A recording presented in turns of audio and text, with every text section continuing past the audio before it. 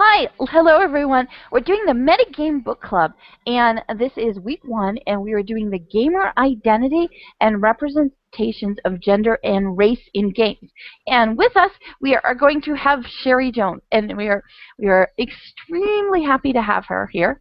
And what we're going to be talking about today is really very timely. So if you've been paying attention at all in, say, the gaming blogs, the game study blogs, the game the game study networks, the listservs, or anything like that, you will see that this is really a topic.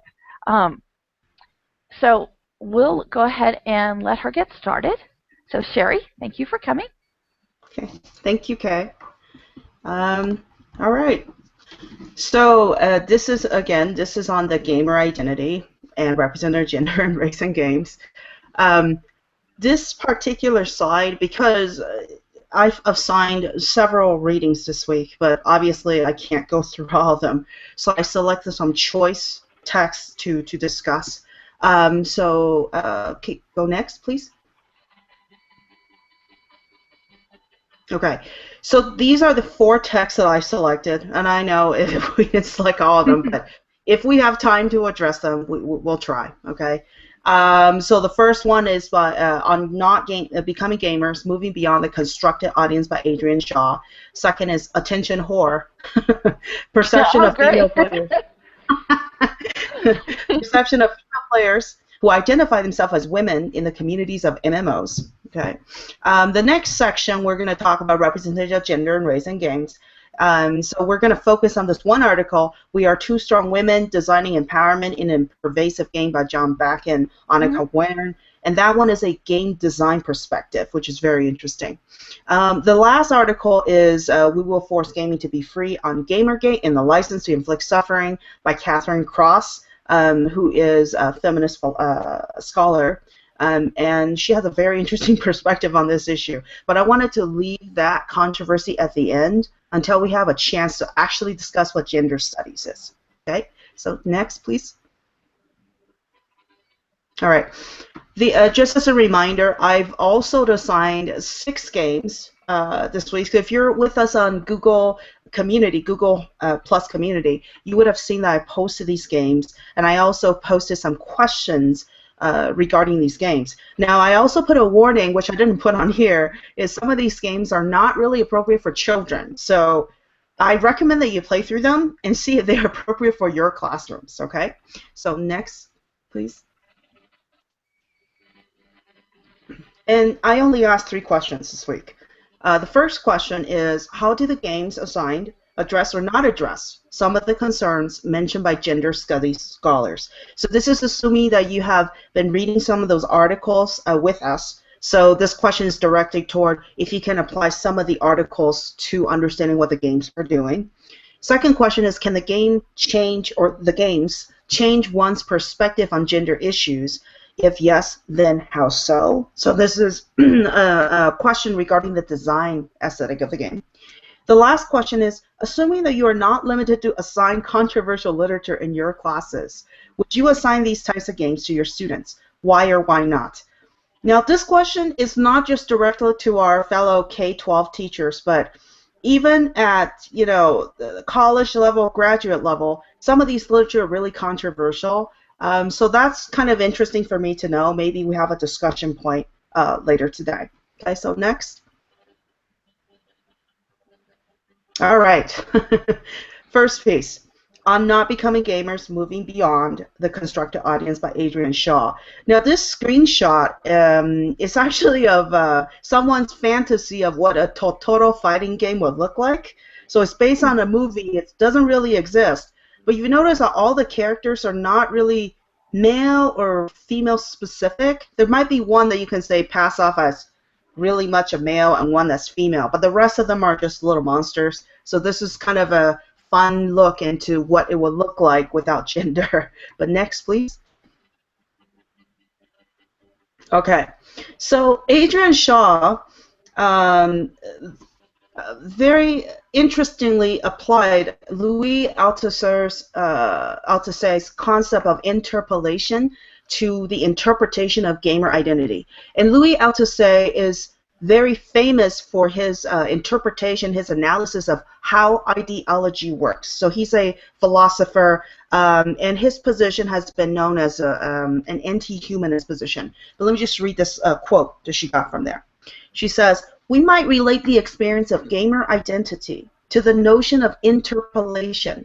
In his canonical text, The Ideological State Apparatus, Louis Althusser uses the metaphor of being hailed by a police officer and asserts that it is in the turning that a person realizes she or he is the you being called on, and thus becomes interpolated by or a subject of the state apparatus." So the word interpolation, the way that Althusser is using it is the idea of how ideology addresses us as subjects, okay? So how does ideology speak to us? And the idea that he uses this metaphor when a police officer is calling, and let's say that person turn around and realizes that is he or she that's being called, that moment when they turn around is the way ideology addresses that person. Because the fact that the person who is responding means that they are part of that ideology, which is police control, which is in that society. So ideology actually addresses us, and we are subject to ideology. And another way of thinking of ideology is that ideology, the definition of ideology is a system of values, okay? And if you think of it as system of values, then that system can address us. And the fact that we respond to that system means that we are part of that system, or we understand that system. Okay, so that's what he means by that. Next. Okay, now she brought in several critical theories to help us understand the work that has been done on identity theories. Okay, so quote, "Identity as a gamer, like all identities, exists as a conversation between the individual and social structural discourses. Many contemporary theorists have argued that identity exists between rather than within individuals. There is empirical evidence, moreover, that identities are experienced at the nexus of the individual and the social. We are not, as earlier structuralist theorists argue, wholly shaped by external forces. That everything we do is inherently social does not mean that social structures determine our actions, okay? So the idea is that this thing called identity is actually both individual and socially constructed. So depending on the relationship you have with other people and the type of the society you're in, your identity is formed in the nexus between the individual and the social. Okay, but they're also not saying, because she's refuting what the structuralists are saying, which is that everything is a structure and our identity is completely determined by the structure we enter into. She's saying not exactly, okay, and this will lead us into the distinction between identity and identification. So next, please. Okay, here's our next slide. So she brought in Hall's argument to help us understand that distinction. Okay, she says, Hall argues that a focus on identification is more politically useful than a focus on identity, as it allows for the self-definition of the individual rather than defining them from the outside. So I'll pause right there. Okay, this word identity, because it sits in the nexus between social and the individual, it's both external and internal. So there is a sense, when we talk about identity, it kind of rob from us our agency to say, here is who I am, this is who I am. So she wanted to talk about, she agrees with Hall that identification is more useful in the way we think about how individuals identify themselves. And identity is to align yourself with certain social constructs. Okay, so here's another quote here. Identification does not entail audiences creating their own identities, but working within a context in which particular identities are being articulated. So all of us are not saying, okay, there's only one certain identity. In a social context, there's only certain identities available. And when you work within that context, you choose a certain identity to go with that system. So it's not completely free of your choosing. And she also says that it's not to say that identity is wholly self-defined, but rather researchers can look at how structures shape identities through individuals' reflexive articulations of their identities. Okay, so structure to identity, that's associated. So next, please. Okay. Now she also brought in, so brilliantly, and I absolutely love the article, she brought in Louis Althusser to help us understand how ideology works. Okay, and again, ideology is a system of values. She also brought in Judith Butler, which is a famous feminist philosopher, feminist scholar, and she has a term called the performance of gender. So this is how she brought it in.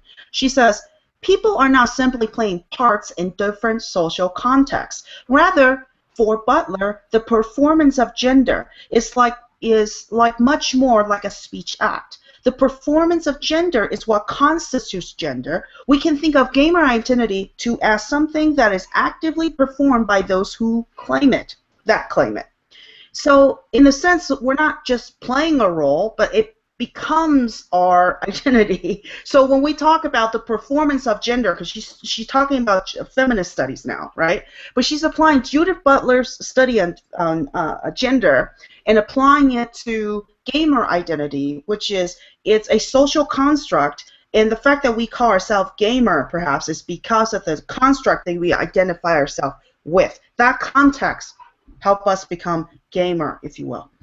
She also said, but Butler also says that precarity works hand in hand with performativity. Precarity refers to the ways in which one must perform identities in an intelligible way, in a way that can be read by others in order to be recognized. So identity, once again, we talked about the fact that identity is not something that is just from you. It's based on a social construct. So in order for you to perform the identity, in her case is perform gender, you have to do it in such a way that it's intelligible, that's understandable to the social situation or social construct in which you're in. So if you say I'm a gamer, and let's say in that society or in that social situation, there is no such concept as gamer, then it falls apart because it wouldn't be recognized in identity at that point. Okay? Next, please. Okay, now we got to the crux, a big bulk of what she's talking about here, which she's relating this to gamer identity and consumerism, okay?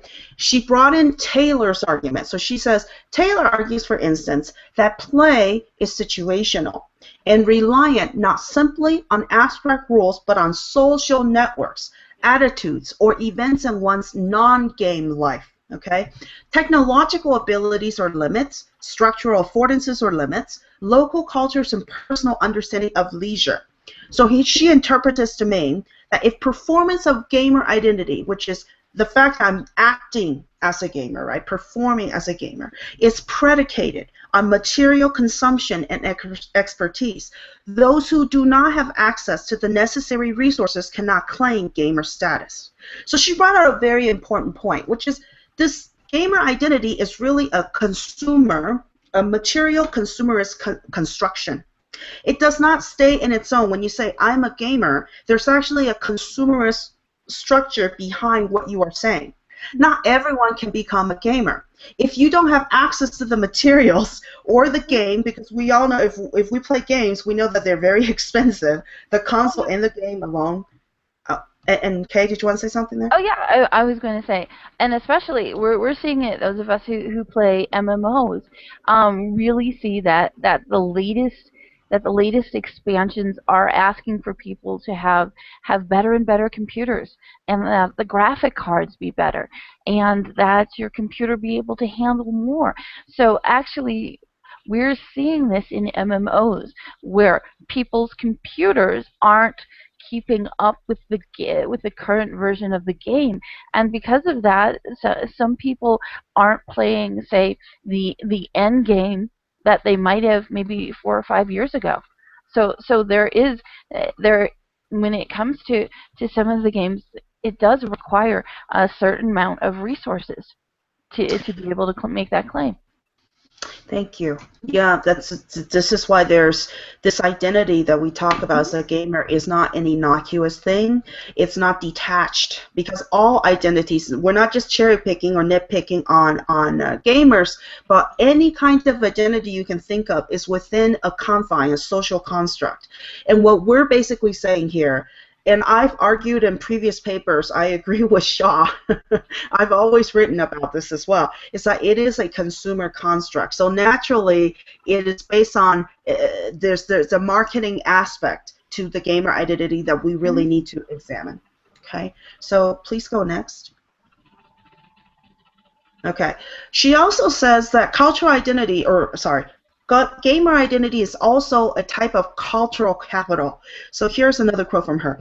In addition to making sense of how gaming subcultural capital is deployed, what performance allows for, as Butler described it, is a way of to conceive of the individual self and identity as results of momentary, fraught, and complex intersections between social and the individual. The relevance of particular identities in particular social interactions helps make sense of how people come to identify with categories like gamer. So when you say, what is the gamer identity, you need to look at the context. You can't just say, let me give you a list of what gamer identity, and there you are. You have to look at the context by which people identify with that idea. So gamer identity, moreover, is highly contextual. So in her ethnography of EverQuest, Taylor, and going back to Taylor's argument, found that her identity as a player on one server became relevant during a real-life EverQuest convention. This shared space made her identity as a specific kind of gamer relevant. Now, I know that, yeah, Kay or Chris can speak about it. Yeah. And that's what I was going to say. I mean, she's saying just about a convention. And there's a reason I'm wearing the T-shirt I'm wearing, and because there is some significance to the T-shirt I'm wearing, but I just wanted to share a couple of things, so I'm going to pull up a couple of screen shares. Now, this is something, and this is like 2 years old, but this was someone who is a World of Warcraft player who ran for state senate. Now, the thing about it is, it wasn't that people identifying as gamers came out and said, "Woohoo! I'm going to vote for her because she because she plays this character and she plays this faction," or anything like that. It was instead her opponents who made a big deal about her playing this game. And she won the election, and quite honestly, she ended up on a lot of websites, a lot of gaming community websites, for the very fact that, somebody tried to use this against her. Now, another thing I wanted to show you real quick, and I will go to another screen share. This is an interesting one, too. You might like this one. It's a mom gamer study. And this is done by EA. And it was finding the vast majority of moms play video games. Now, that's not to say that they identify themselves as gamers, but when, given a survey and specifically asked this question, they went ahead and said, "I play games." And interesting also, 35% purchased some type of video game or software. And the other thing about it, it was very much they're playing on their phones and other mobile devices. Those who are playing, 65%, I mean, they're playing on a lot of different platforms, but they're playing onto 65% are playing on their mobile devices. And what you were saying about this being socially constructed and having the resources, people having access to smartphones, and then what was said about leisure time, and in their leisure time having, maybe not 3 hours to go run something like a raid, but having 5 minutes here, 20 minutes there to go onto a mobile app and play something quickly. That's something that they can easily have time to do. Yeah, that example there with the mom gamer, which is very interesting, certainly tell us that this definition of gamer need to be re-examined. I think there's some misunderstanding, because the moms who refuse to label themselves or would not identify themselves as gamers are actually gaming as Yeah. your research And shows. the other thing I will tell you, in the game-based learning community, this is a point of discussion. A point of discussion really is: are you bringing games into your class? And how much do you know about gaming?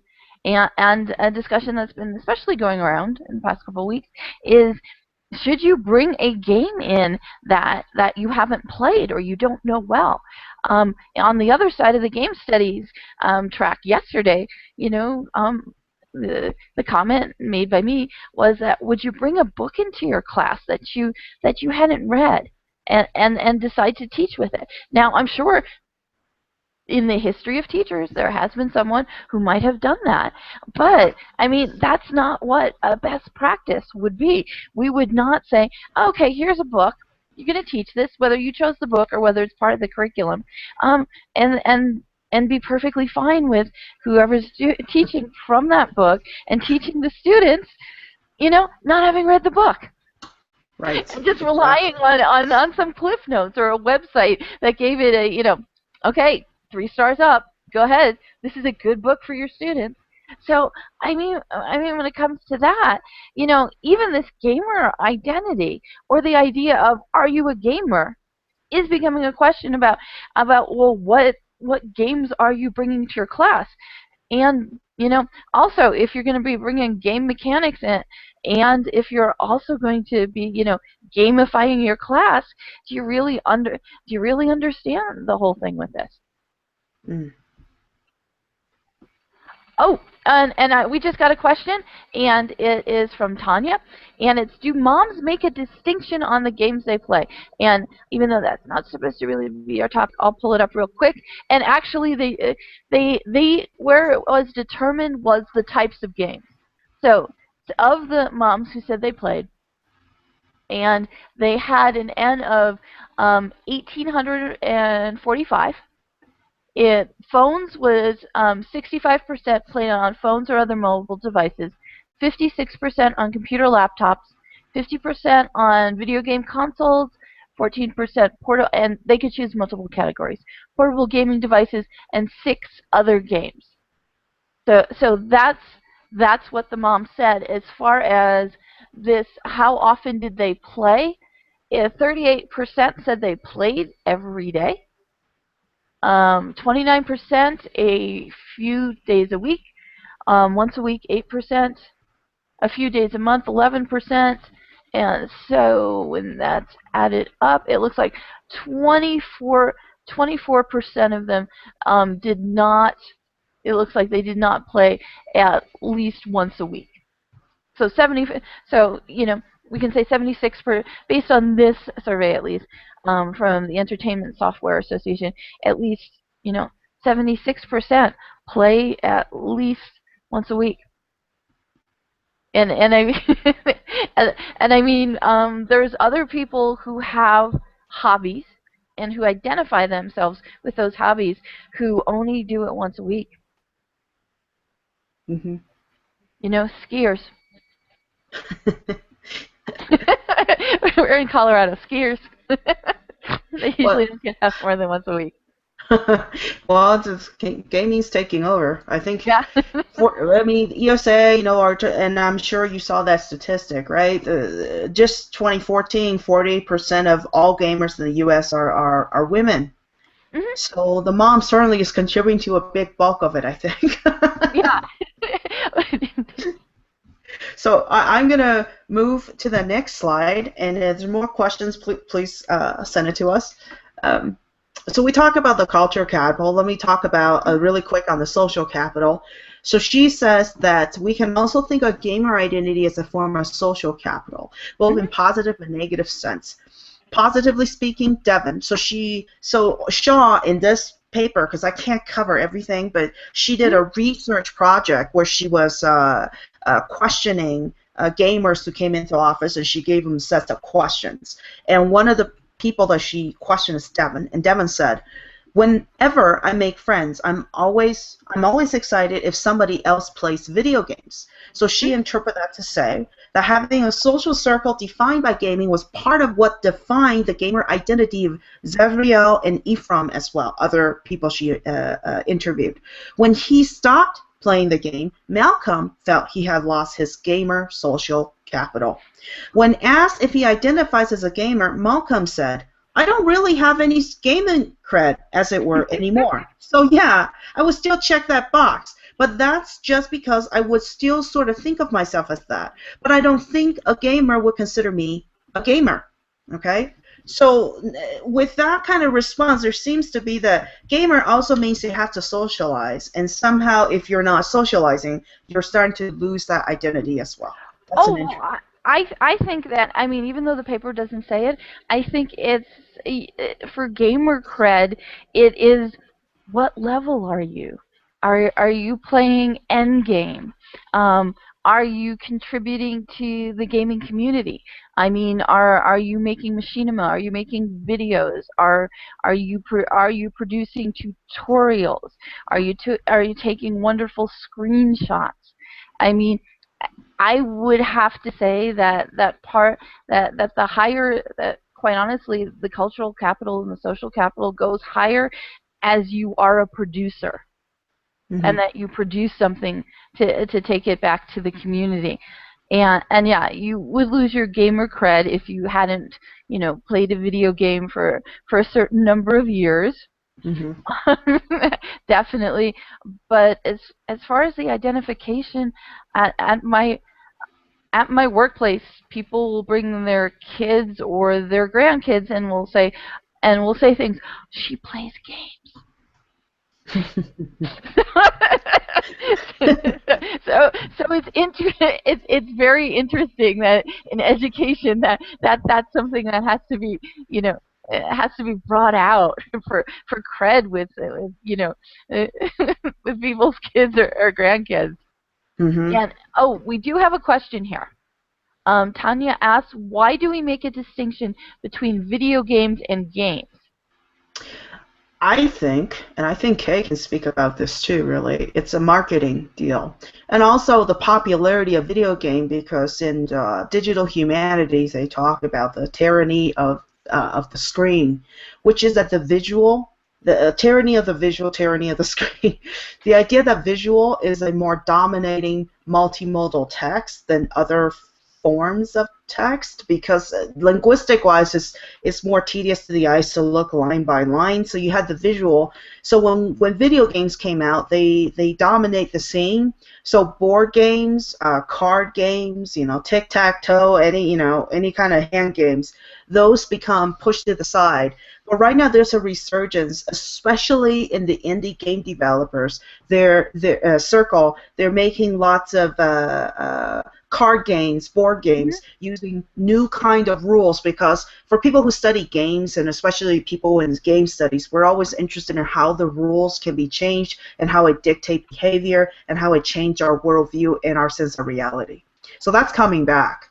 And video game also is an old term. That's been disputed for a long time now. I mean, sometimes I still say video games just so the audience understands what I'm talking about. But really, it's digital games. It's not video games anymore. And the thing I would think, and what I'd put here for Tanya, really, what Sherry said, distribution channels.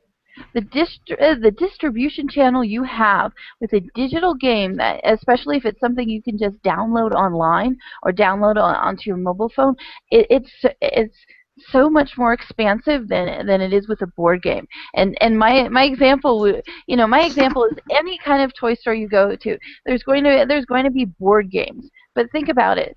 When it comes to access, I mean, until a little while ago, people would have to walk into the store, take a look at it, buy it, and it just doesn't get distributed as fast as that. And as far as the video game distinction, there's other things coming out, because I'm from the old paper and pencil D&D, roll the dice games. Okay, and for me, that's a gamer identity too.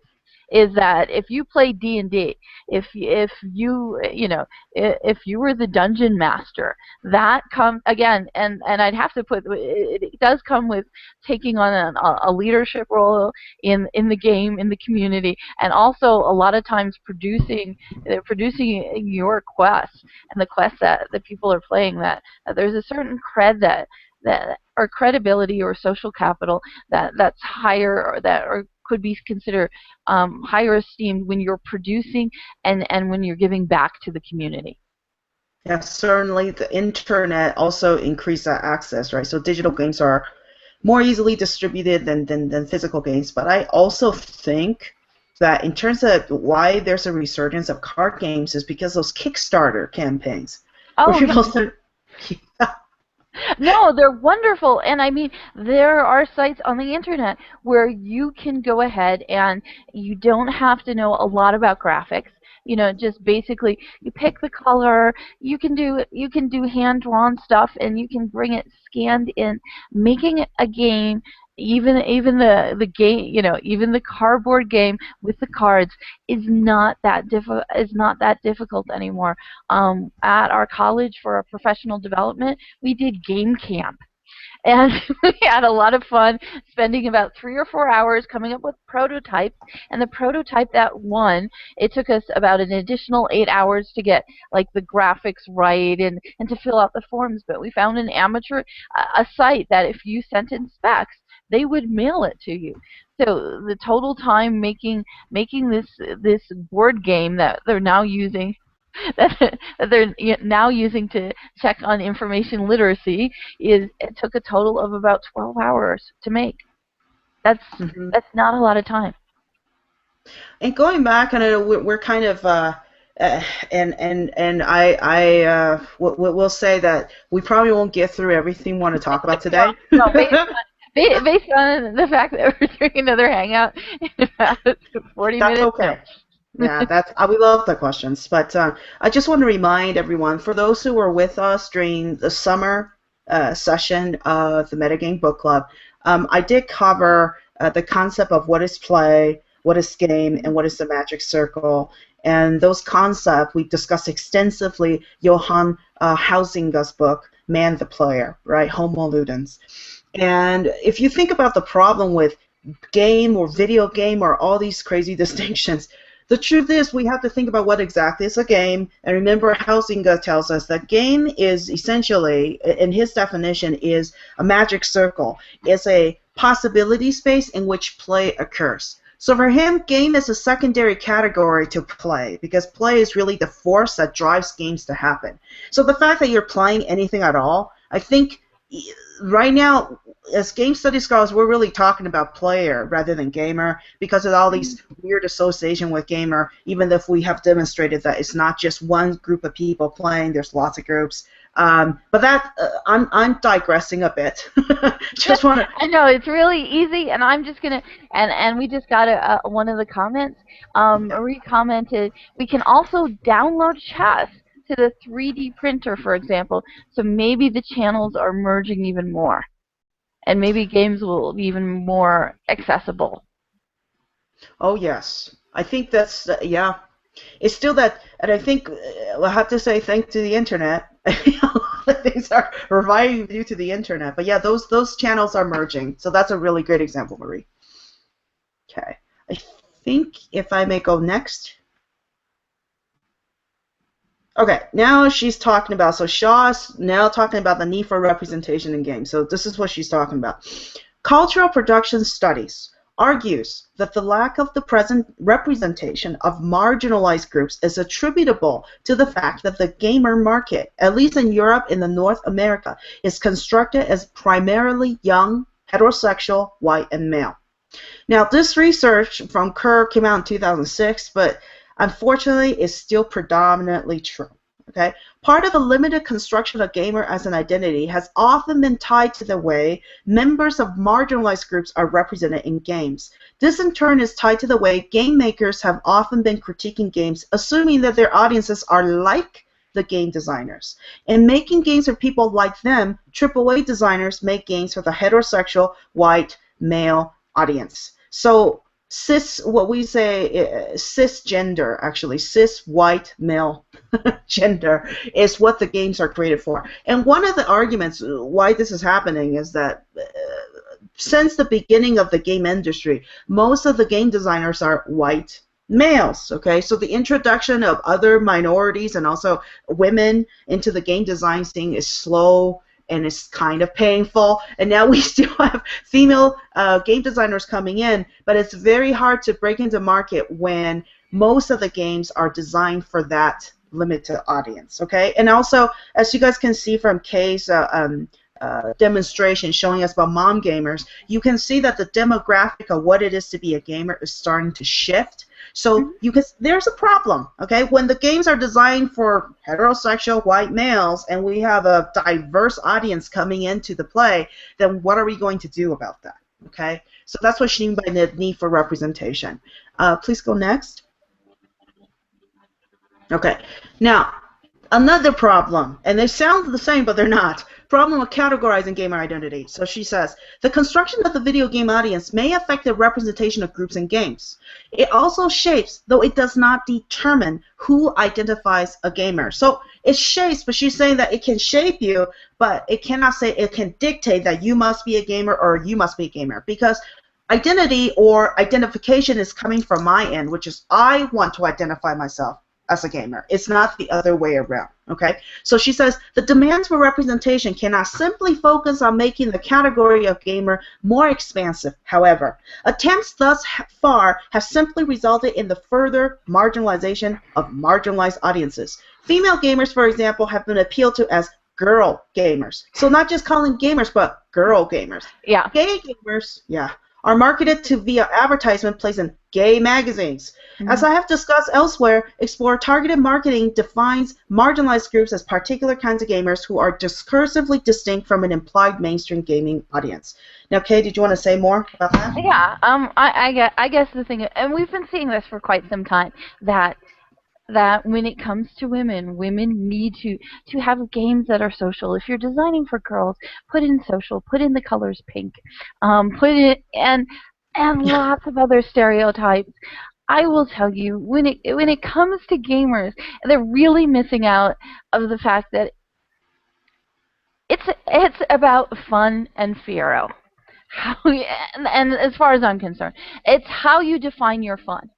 And just because you're a certain gender or have a gender preference, that does not define how you find your fun. I mean, because when I talk to you, you love exploring games, okay? And while I'm very much on, I like getting in and I like end game play. And those are two different types of fun.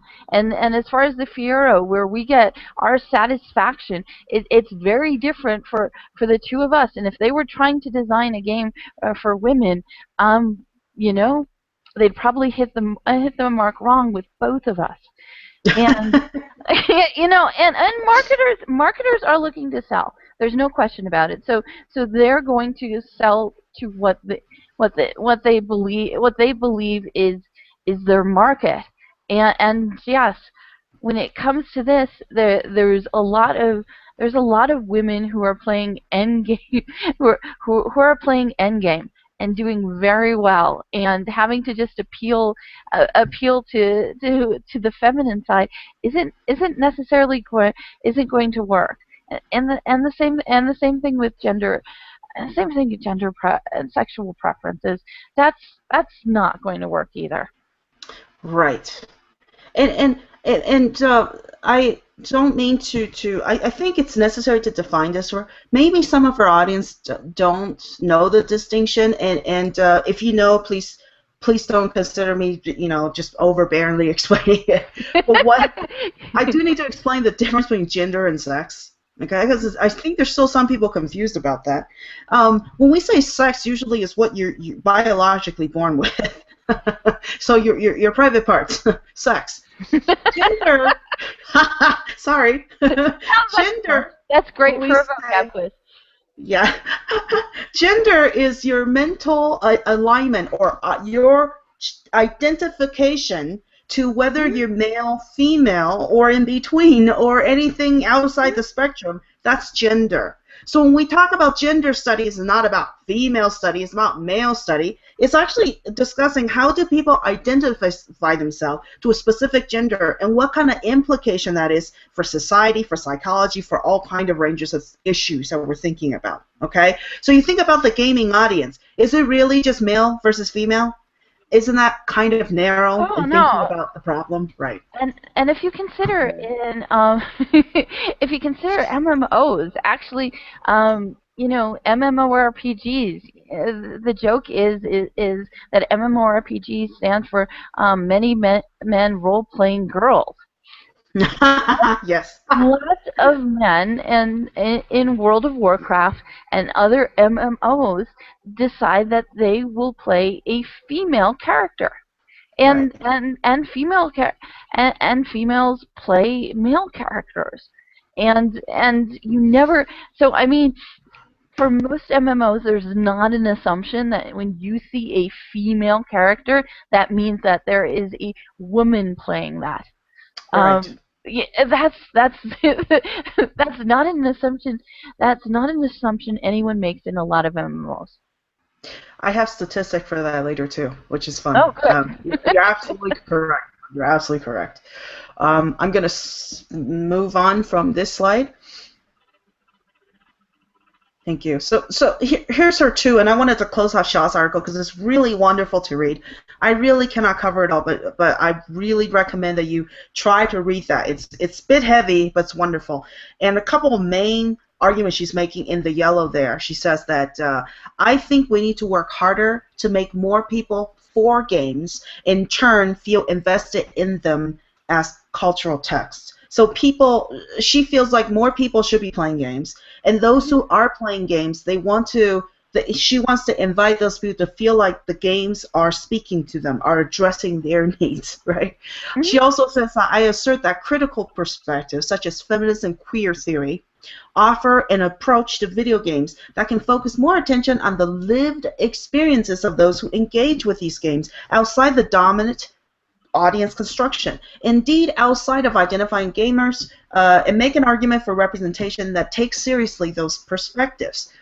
Now, I have made an argument before, and I just did an interview regarding this. The idea that yeah, the idea that lived experiences, which is you have male game designers, and yes, they can try, and I'm not damning them, I'm not saying anything negative about that. They're trying very hard to try to design that experience for women, but she's emphasizing the word lived experiences. So if you have a whole bunch of male game designers and few female game designers, it's harder to design the lived experiences for a spectrum of women. And we're not saying, oh, there are never any game characters in games. There's lots of female king characters in games. There's lots of females in games, okay?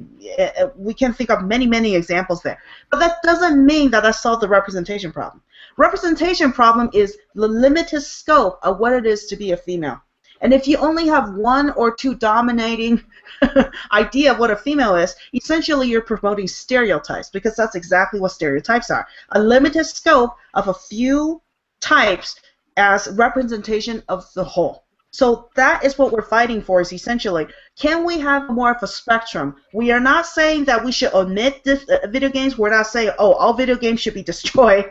But more like, can we have more inclusivity of different kind of types of femaleness, different types of maleness, okay, and different kind of genders in games. So this is something I deeply agree with Shaw here. So it's just in general. It's just in general. Can we have a broader scope of playing opportunities? I mean, I can't see why you wouldn't want that.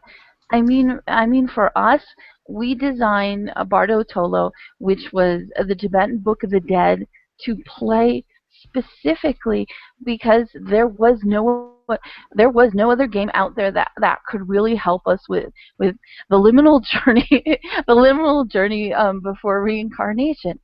And in that, we really wanted to break down the identity, because we didn't want to show with reincarnation. We didn't want to show the player about clinging on to your identity or to any preconceived notions you had, and you were going to be, and depending on the life you lived, you were going to be reincarnated to just about anything.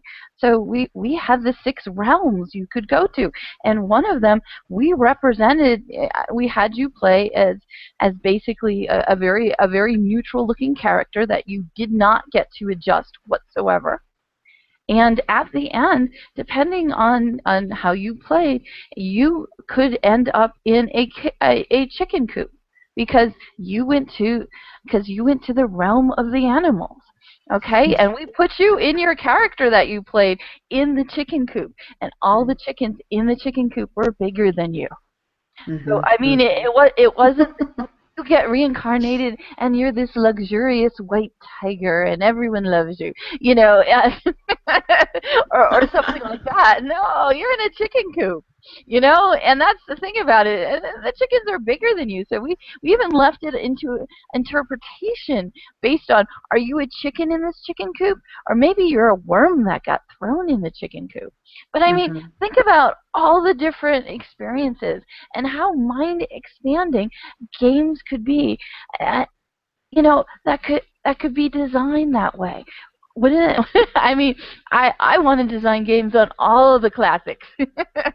Right. No, that's a wonderful goal, and that's a great example, right? Different types of playing doesn't even have to be gender specific. Yeah. At least at least being a chicken is better than being a cockroach. That's at least. Yeah. Okay, and I think please go next. I think I'm done with Shaw's. And again, Shaw's article is really great to read, so I definitely recommend you read the whole thing through. Now the next one, this title is provocative, right? Attention whore, perception of female players who identify themselves as women in the communities of MMOs. And I took this, it's a meme, but it's very appropriate to what we're talking about today. I have a counteraction to this meme when you're done, by the way. Okay, sure. Now, Ivelise Fortim and Carolina de Moura Grando wrote this article, and I have to say, though, this article is really talking about the perception of female players, okay? Mm-hmm. And they did a lot of research, so it's not just based on conjecture. It's not based on just opinion, and it's going to be a bit upsetting. So I'm going to point out some passages reading here, and for especially for females in our audience, you might find this a bit upsetting in some of the stuff I'm quoting, okay? So next, please. Okay, so here's the research on MMOGs, right? So massively multiplayer online games. Quote, more women are playing MMOGs. Some authors indicate that women are attracted by these affordances, which allow women to hide or emphasize their gender and or socialize and play without a defined goal. Taylor, and Taylor's been cited many times here, Taylor argued that the increasing number of women playing MMOGs is because these games provide a sense of community and social structure, which is what Kay brought up earlier. Okay? Taylor also has claimed that socialization tools such as chat and online forums are particularly favored by women, giving them multiple sides of pleasure when playing MMOGs. Now, if you can go next. Okay. Now, here's the particular issue about hiding gender behind avatars. For female gamers, the anonymity of using an avatar provides the opportunity to compete against male opponents. The game allows one to choose an avatar that can be male or female, but people cannot be sure who is controlling it, what can reduce stereotypical behavior towards female gamers. Although women can hide their gender, revealing to be a woman in an online game community can be disheartening. Female players who choose to reveal their gender are often doubted or belittled. And keep in mind, this is a research from 2009. Yeah. Yeah, and I have to say, though, and I think we might have different experiences because even today, and I'm playing a wide range of games, some MMOs, some individual play, because that's my research. I'm constantly researching many different games at a time. And I still encounter this problem, which is if I identify myself as a female, disparaging comments come my way. So there are still issues there, and it depends on the forum you go to. So if we can go next. All right. So one of the reactions to finding female players online is a surprise that they exist. So here, I'll just read that little yellow part there, okay? Among common reactions, there is the disbelief that there is actually a woman behind the avatar, which may happen because there is gender swapping. E and all, in 2011, this is a very important research, states that among men, 55.3% had a character of the female gender, and 29.3% had a female character as their primary character, while among women, 18.5% had at least one male character, and only 7.5% had a male character as the primary one. So keep in mind that the statistic that Yi and all bring up, from 2011, which is quite recent actually, is an average, okay, of all of the players from every MMO. So we're not saying specifically WoW or specifically Terra Online. In fact, maybe the number is higher in WoW than among the other ones, but particularly there's a lot of, men using female gender. No, the choice. Lots of men choose to have female characters. I mean, some don't, but there is no assumption that a female character means that there's a female player. Right. And I exactly. and because of that in World of Warcraft, it might be that there's a higher percentage of women who play women because they aren't trying to hide, because you can't assume. Good point. And there's actually more, I think it's from this article or the next article, which specifically addresses WoW as well. But please go next. Okay, now here's the other spectrum, okay? So we have surprise, which is such a tame reaction. Here's the aggression part, which is very problematic. Another possible reaction to the discovery that the person behind the avatar in a game is female's verbal aggression. Since many players seem to think that the gaming community is no place for women, so attention whore is a sentence that many women hear when they claim to be women. Many of them have stories about being verbally abused. For example, women don't know how to play, go back to the kitchen, you shouldn't be here, and or sexual advances and threats. This trash talking may discourage many females from playing, although some women have no problem embracing it. Many female players therefore hide their gender, sometimes using male characters. Now I'm bringing the question back to Kay, because Kay is our WoW guru. So she plays WoW extensively. What has your experience like in WoW? Quite honestly, where I'm playing, if you're gonna get if trash talking and less than friendly or what you would consider harassing things are more based on your skill level than your gender. I mean, where I'm playing, and I do jump in pugs that are across all the North American realms. And my guild also occasionally does bring in pugs. And pugs is a pickup group, so that means that anybody who is playing World of Warcraft on the North American servers has the possibility of showing up in this run if they decide, if they are so inclined to.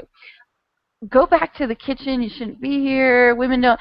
I mean, there's usually girls or women don't know how to play. You see that about once a week, but everybody ignores that. You'll see that in some chat, and everybody will go like, yeah. The person who says it at this point is usually the person who gets things said back to them.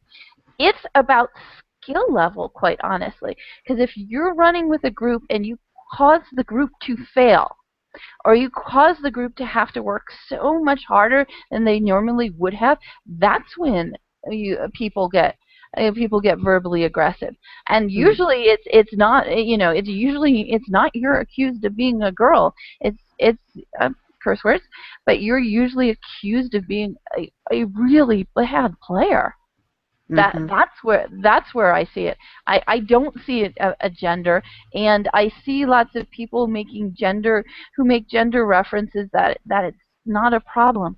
In World of Warcraft, the tank a lot of times is the person who has to go out and lead. And so if there's going to be somebody who messes up, it's going to usually be a tank. I've really seen that women who are tanking aren't afraid to use, you know, identify as women, or say something, make some kind of comment that makes it obvious that they're a woman, like oh, hold on a moment, my husband is just coming home, or something, or something that identifies some kind of just everyday remark that would identify what their gender is. Right. I think I'm glad that you brought up that. And one of the emphasis, though, was when you say the North American server. Yeah. And that's interesting because we're bringing up the cultural aspect. Another game I'm playing, which I won't name, but it's a South Korean game. Okay. It is. Yeah, there's an MMO aspect to it, and there's a chat forum, and you're role-playing, and you're killing monsters. And honestly, culture come into play, too, because in that forum, if I identify, as a female, there's a lot of aggression. There's a lot of aggression saying, why are you playing this game? This game is not for you. Go back to the kitchen. That kind of sentences actually came out. No, I mean, go back to the kitchen. Quite honestly, that's a remark in MMOs that again, this isn't the general chat that nobody really pays attention to, but if you're playing endgame, somebody is more likely to make that remark to a male player because it seems even more insulting. So. That's a positive direction, though. It shouldn't simply, though, when we talk about this discussion, it's good to say, because you say North American server, and I'm being honest saying that South Korea server, because a lot of MMO games are made in South Korea now. Oh, yeah. Yeah, there is certainly, we have to take culture into consideration, So these comments, don't take it as, and one of the things we have to avoid, that's why we have to cite studies, because we want to avoid just anecdotal evidence, which is one instance versus another. Yeah. And even if, let's say, both of us have awesome experiences on MMOs, because you guys run the guilds well, you have people who cooperate. There are some that we have to consider, perhaps, that it's not such a great deal for some of these females. No, absolutely. And yes, a reporter also talked to me, and I did, and they were asking me questions, and I did have to say, well, there's certain movies I don't watch, so there's certain movies that I make a decision I am not going to spend my time watching that, and there's certain games that I go, I'm not going to spend my time, playing that. And yes, when it comes to World of Warcraft, I have played it enough to know when a group is going to be good, when it's going to be bad, when to jump out of it, when to make the decision that this whatever combination of players is not going to work out, so I'm not going to continue. Right. Did you see Chris's comment? We have a comment. Oh no, sorry. Go get me a Sammy or sandwich comments. But it's directed at both male and female tunes. Yeah. Yeah, I remember those. I've heard those. Yeah, those are directed to both. Yeah, I mean the thing of it is, it is constructed. It is constructed as kind of like, come on, buck up, play better. Right. So hopefully we're going all toward that direction. That's what I'm hoping for. It's not an issue of just pointing fingers, but really this is just based on research of what they document. And this research is actually based on the chat forum in guilds and outside of the guild. So they're documenting all these sentences, which is disheartening. But I hope that get to a point where it's not gender specific. All insult is equal opportunistic. Yeah, I mean, yeah. and not that some women haven't had really horrible experiences, but sometimes you build your own community. Right. No, that's important. That's important. I think, and also last comment before we move on, is I think perhaps we could say, give credit to being that they have the mechanism, right? The way that the game is designed, give affordances. We talk about rules and affordances. Mm-hmm. If the game is well designed, there's certain affordances that allow you to do something, which is like blocking people, mm-hmm. create community, so you can have private conversation. That is due to the game developer designing that affordance in there. Otherwise, if you have a game that's a free-for-all, the abuse is going to be really hard to dismiss. So that's a good point that we should consider as well. And the reason I'm laughing is the expansion in WoW. It comes out on like Wednesday evening, and there is going there are going to be scarce resources when everybody is on the server at the same time. So it'll be interesting to see how tempers flare and Maybe you should talk. The importance you talk about aren't going to be there as well during the first weeks when everybody is trying to do the same thing. Right, more competitive. Right. Oh Right. yeah, and get the same virtual goods when the company has a limited amount of virtual goods. Believe it or not. Right. Resources. Yeah. Next, if we can go next. Okay. All right. Okay. This is another one, and I might skip along this one. I've heard this. Sorry. That's okay. No. These are funny and maybe anger some of us. But anyway, the myth of females fake gamers. So here's the highlighted part. Another myth about female players of MMOs is the belief that women aren't there to play, but to find a boyfriend. Many believe that girls cannot enjoy playing these games, and they are fake gamers. Yeah. And then underneath. I was going to skip this, but Shano et al. In 2011, this is an important one, found that among Europe, Taiwan, and USA, the amount of female players in an MMORPG World of Warcraft matches or exceeds 24% of the playing population. Most identify themselves as casual or moderate players, 7% at Europe and 9% at the USA, and were more likely than men to play with a spouse or partner, 72% versus 31%.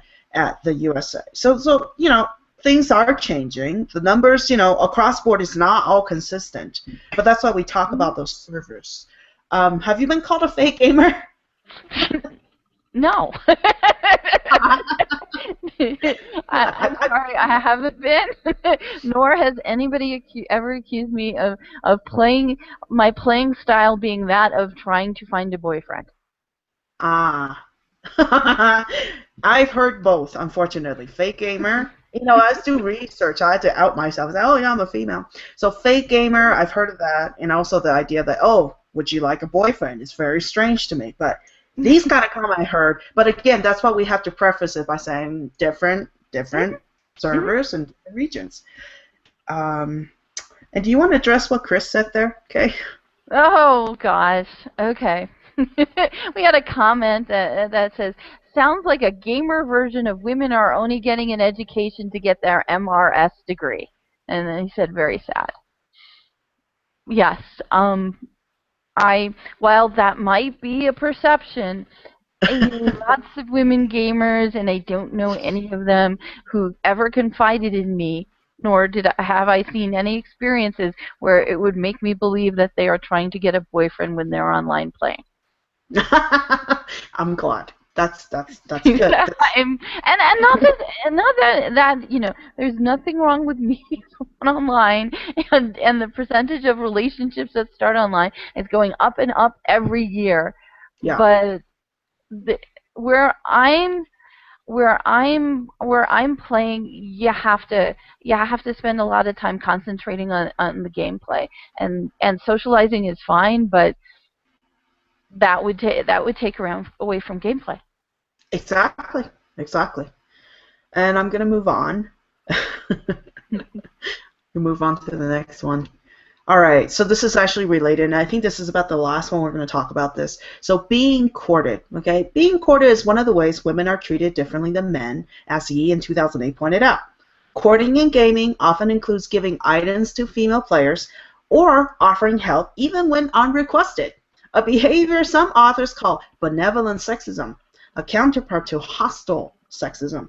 Okay, and Hall and Canterbury show that many women believe that men who practice benevolent sexism are not likely to also practice hostile sexism. But the quote of Subject 109 from research of Brazilian female players in MMOGs may suggest this idea wrong, for when she denies them the attention they may feel entitled to, all the free items and sweet approaches seem to be replaced by aggressive behavior.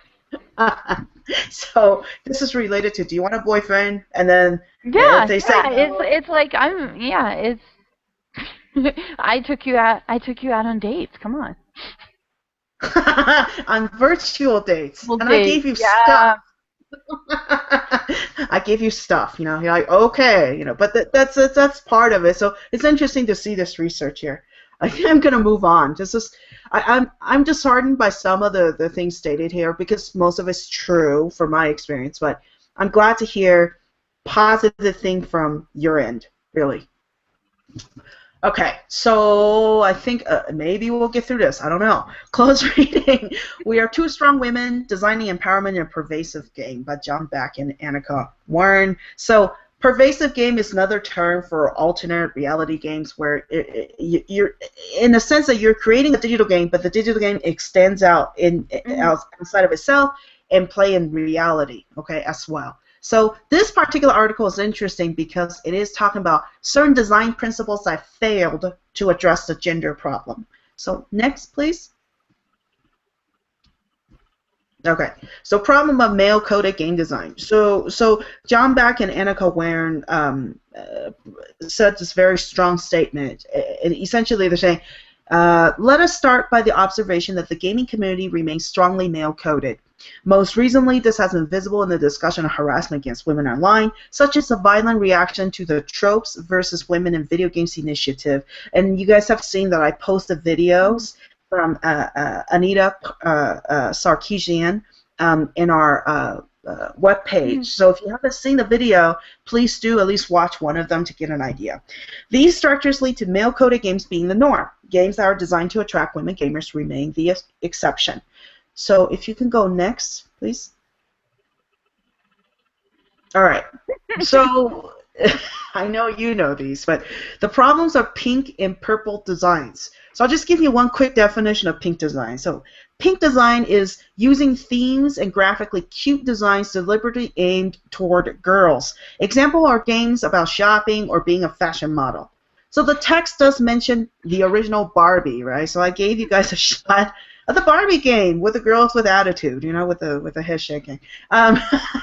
So feminist researchers, and also, sorry, I forgot to mention, I didn't have space to say this, but purple design is an attempt to improve on the pink design. It's trying to say, let's not go address all the stereotypes of what womanhood is. But the problem is it's still very limited in what it can address. So feminist researchers have criticized both pink and purple game design on similar grounds in that they install a limited picture of what it means to be a girl.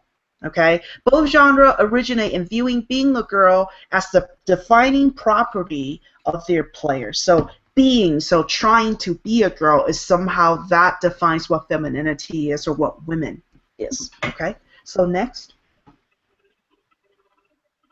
Okay, to solve this other problem, now we have gender agnostic design, which is actually prominent design principle in most of the MMOs and most of the games we know. So gender agnostic are games where the player can choose to play a male or female character, and non-player characters can be female or male in any role irrespective of gender.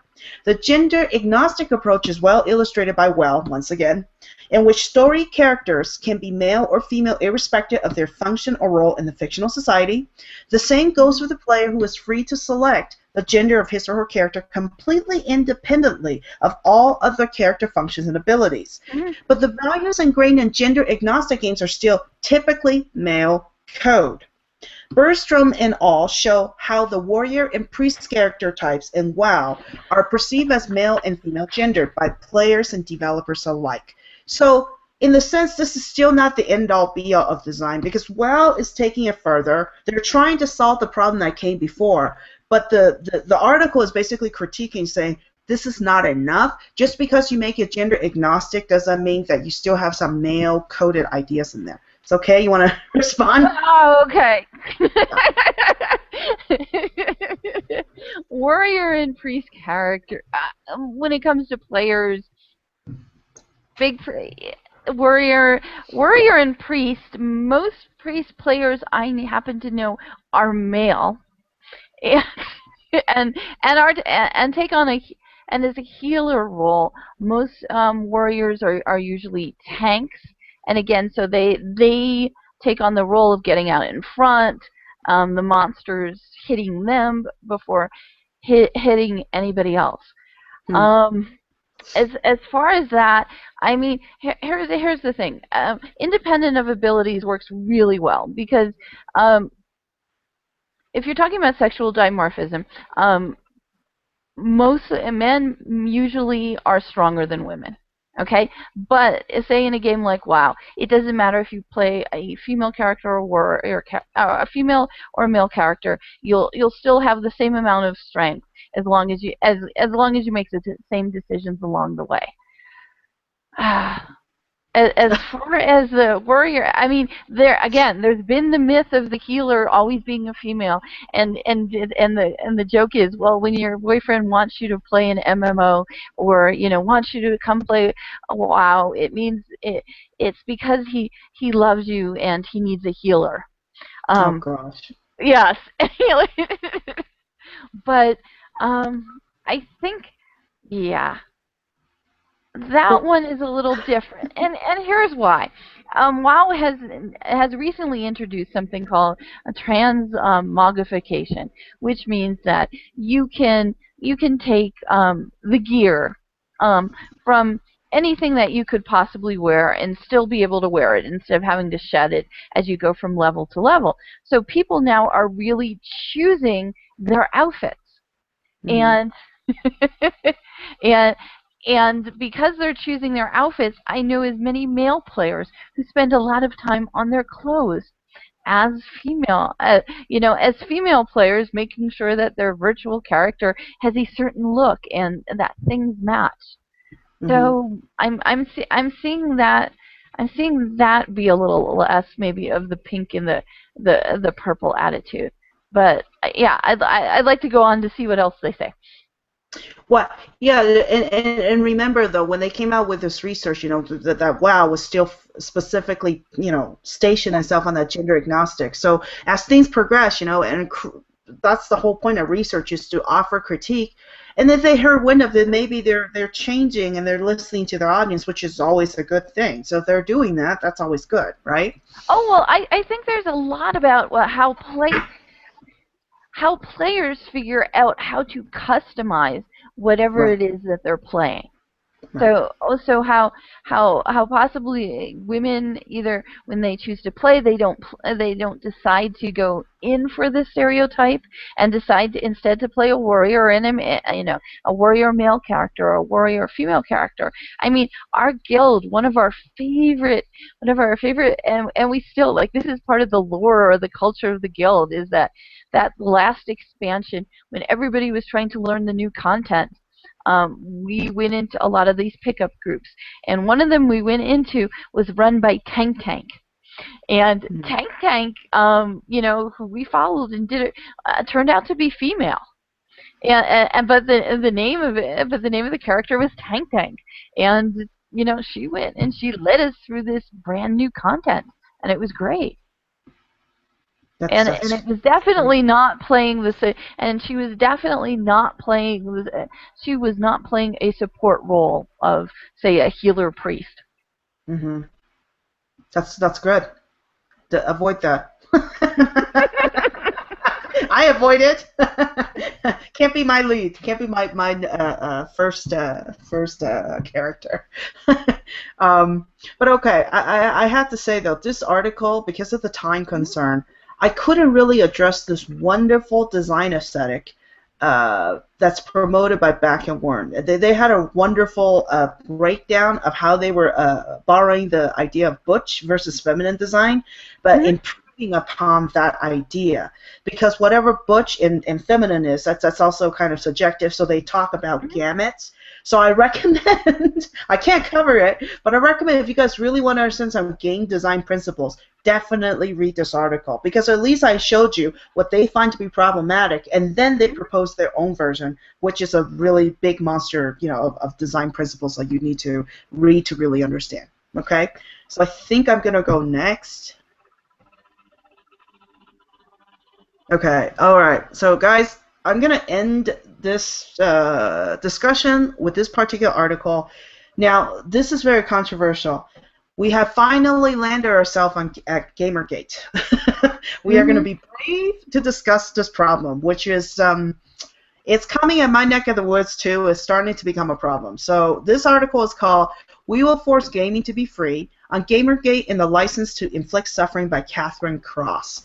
It just got published, and I consider Katherine Cross's article to be one of the best in explaining what the issue is, and certainly she has her own argument that we can consider. And what you guys see there in the screenshots there is that that's Anita Sarkeesian, and she was on Colbert Report talking about what happened with the Gamergate controversy. And I know for a fact that the gamers were not very happy when Colbert sided essentially with Anita on this issue instead of with Gamergate. Colbert is a character. Right, but still, he could not conceal. He could not conceal. In the article, then discussed with interviews with Colbert, he has pretty much very clearly denounced Gamergate. So essentially, let's go into discussing the origin and what it's about. Okay. Okay, so here's Katherine Cross' perspective, okay? She's talking about in their quest, and she's talking about Gamergate, okay? In their quest to obliterate ideological foes, a paranoid tendency quickly emerged. The movement increasingly confounded corruption with social justice warriors. And the two concepts have now all but fully merged in their eyes. Big Sister was watching them, after all. Many now openly tar anyone who disagree with them as the mouthpiece of a vast cultural Marxist conspiracy, and believe the only way to the paradise of ethical journalism is through expelling such people from the ranks of the gaming press and, indeed, from any and all media that comments on gaming.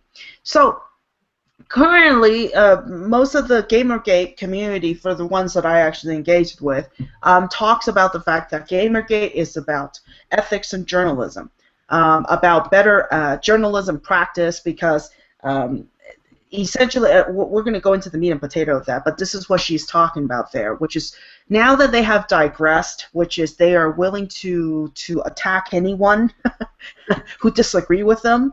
And some gamers are saying, in the Gamergate, are saying, look, we're not the one. There's a few bad apples in our group. They're making us look bad. We really want to just talk about ethics of journalism. But from our perspective, from us, academic, game studies academics perspective, once the conversation devolved into mudslinging, death threats, accusations, doxing, all kinds of behavior that come out of that, even if you say those people do not represent us, the problem is we already perceive Gamergate as such, right? Because all those behaviors are coming toward women. I personally been attacked.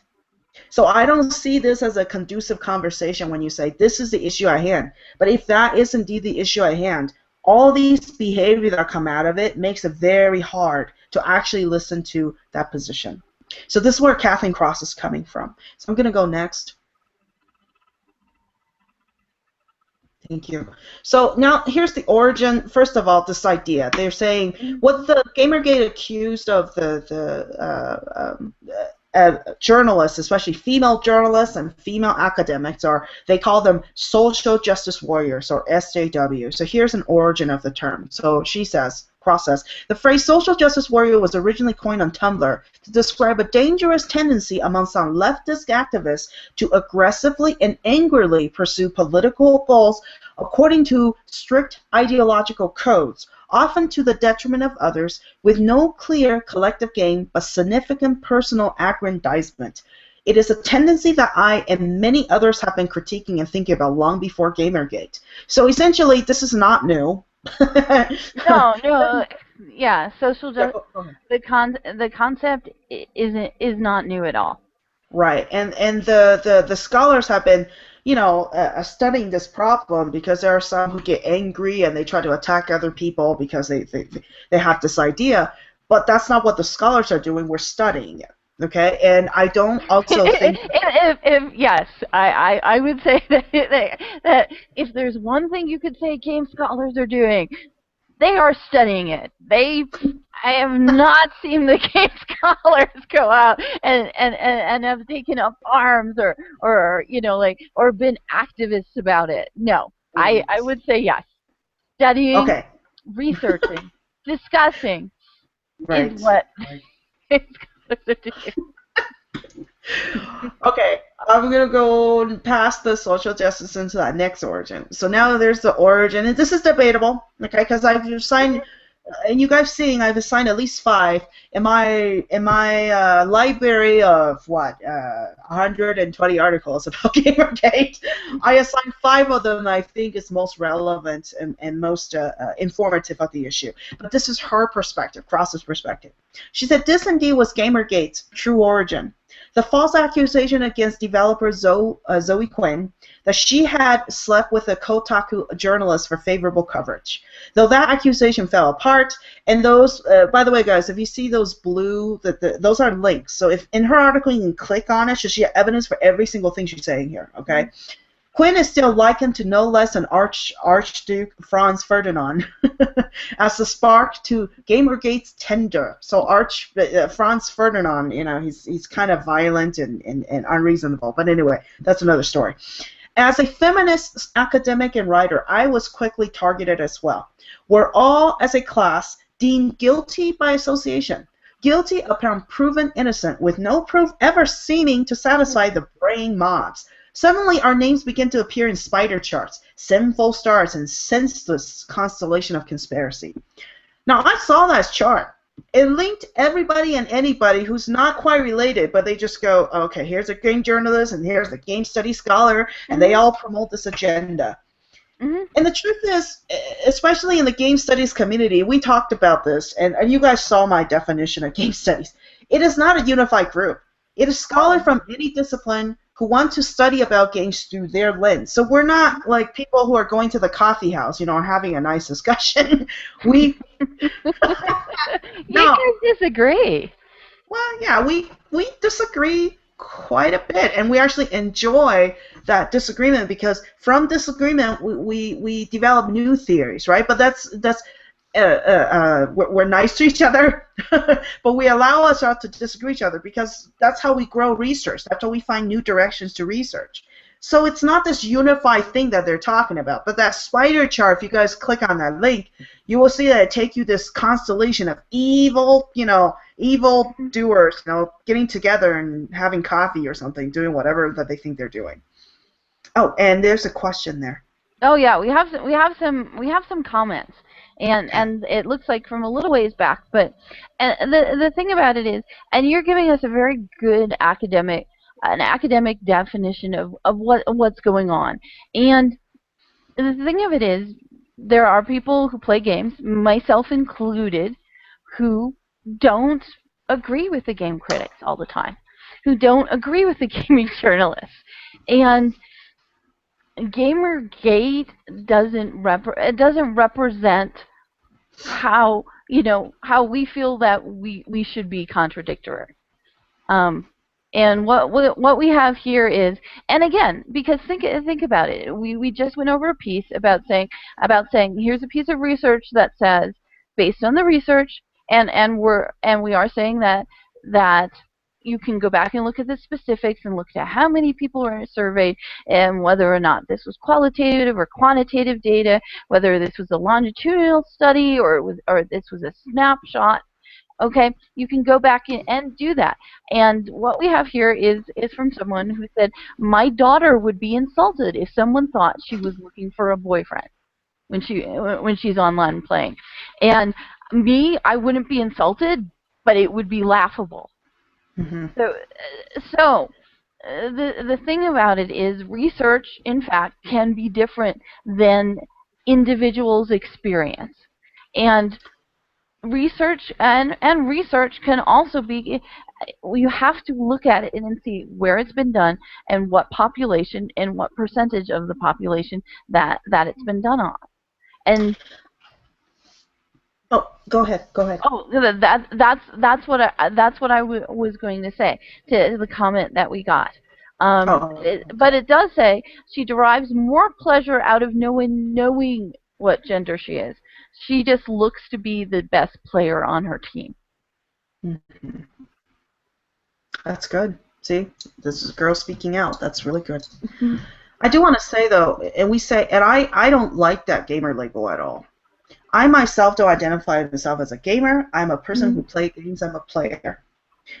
I think in going back, I think there's a misunderstanding. I think going back all the way to Lee Alexander's article where she says that gamers are over. Yeah. Those who read the article through, she's not really saying all gamers are over. What she was really saying in the article, and I didn't have a chance to put all the quotes in there. She's talking about a consumer constructed gamer. She's talking about as a market, and I think that Right. Gamer Moms, help show it that as a market, it's not like only only a certain percentage of, say, even if we say the North American population is going to look to play any type of game. I mean, Right. Sherry, both you and I have done presentations, and I think you've seen me do this, and you might do something like this. When I am trying to explain game-based learning, I will take some time at the beginning, and if I have like only 20 to 30 people in say, if it's a classroom kind of setting of teachers, I will ask each of them, what games do you play? And I normally get, oh, I don't play. Okay, do you play solitaire on anything? Oh yeah, I do. Do you play bridge? Okay. Are you playing, do you, with your grandkids, are you playing maybe some card games or shoots and ladders? And I can usually go around a classroom and 20, 30 people, I can, I'll take the time so that everybody gets the idea that they are playing one game or another in some fashion. And yeah, I think the article is trying to say that as a market, that it's, the gamer population, you might have to look a little broader for your market than just the gamer. Right. That's good business. Okay, but on the other hand, for people who have an identification of being a gamer, blog posts and other articles that may have followed, their reaction might be like mine, saying gamers are dead, nobody's a gamer, My reaction was, whatever. I go, I'll call myself a gamer if I want to call myself a gamer. Well, essentially from the perspective, because I brought in Hausinga, the idea of this gamer, I think, it's because of the influence of the video game industry that divided people who game, who play, who game, into this category. And the problem that, an argument I'm forwarding, is the idea that it's now too entwined with a consumer-based ideology of what a gamer is. If it is that entwined and you say gamer, I certainly don't want to classify myself or align myself with people who have a narrow person. I'm not saying you're defining it in a very broad, but the problem is it's not that of us thinking in that small, in a broader sense. But for people who hear the word gamer, it is a privileged position. It is people who have, for example, they think they have more skills and more money to purchase certain things than others. So for me, from my perspective, I would not qualify myself as a gamer, certainly because I play a game from every genre you can think of. Yeah, and you do. Even dress-up game. You do. Even dress-up game to torture myself, Yeah, you play such a broader array of games than I ever touched. Wow, that's because I get bored easily, But that's there's no value associated with that. I am only simply saying that even though I play a broad range of games and I understand games well, and I also play board games, I think that because of this strong association with gamer, I don't want to associate myself with gamer until that the development world is starting to open up for more inclusion. And then at that point, I would say, okay, now that the definition has changed, as all definitions do, right? As things change, definitions change. Then at that point, I will feel comfortable saying, oh yeah, I'm a gamer. Because at this point, it is too, I would say, white, heterosexual, male privileged term. And I certainly, looking at me, I am Asian. I am a female. I don't particularly belong in this narrow confine of what they define as gamer. So all we're asking is not excluding anyone, but to include more. So from that perspective, yeah. And it depends. You know, there's. I mean, come on, gamers even define themselves more. I mean, if you're going to talk about WoW, there's a difference between saying I'm a role player versus saying I'm a raider.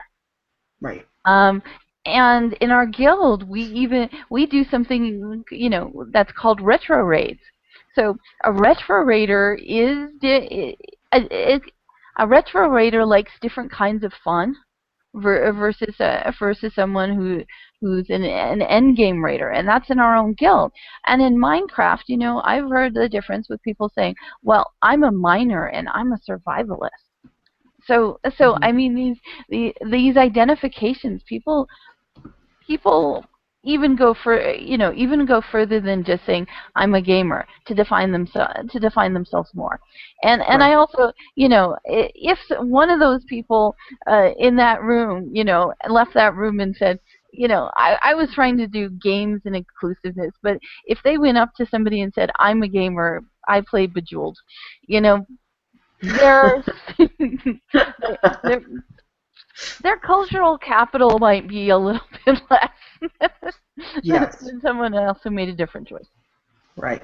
So I think you and I actually agree on this. It's just an issue of, you know, what term we want to identify ourselves with. And when you see the articles and for those who may be angered, and here's how I see the issue is with those who may be angered by those article, particularly those article, you know, if you say I'm not defined or limited by that term, I'm a person who play games, and they're really arguing against right specific kind of, you know, the narrow definition of it, then that doesn't harm me at all. It's really talking about how do we include more people. So in that first reaction, if people are understanding it from a marketing perspective, and Kay already emphasized this And that's I think is a heavy emphasis, and that is also from an academic perspective.